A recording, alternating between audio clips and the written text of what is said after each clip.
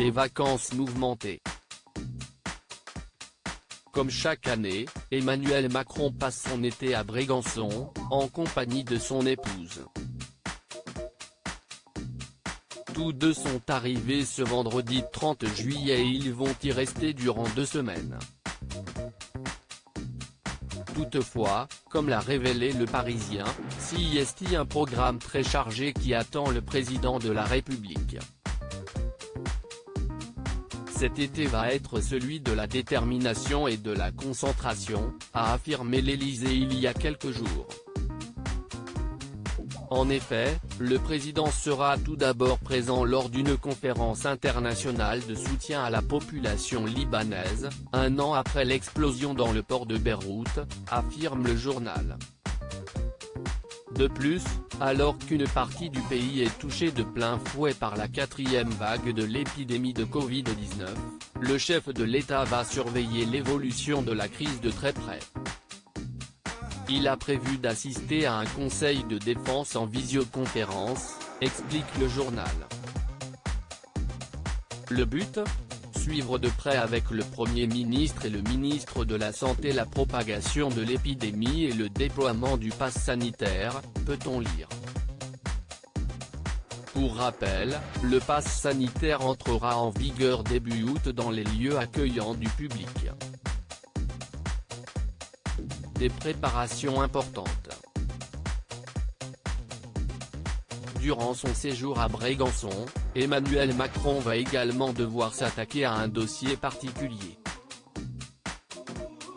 La rentrée.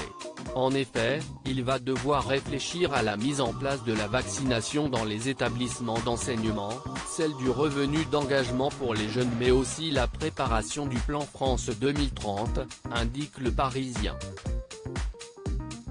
De plus, tout comme ses prédécesseurs mais aussi l'année précédente, le président de la République va participer à la célébration de l'anniversaire de la libération de Bormes-les-Mimosas, non loin du fort de Brégançon le 17 août prochain, affirme le journal.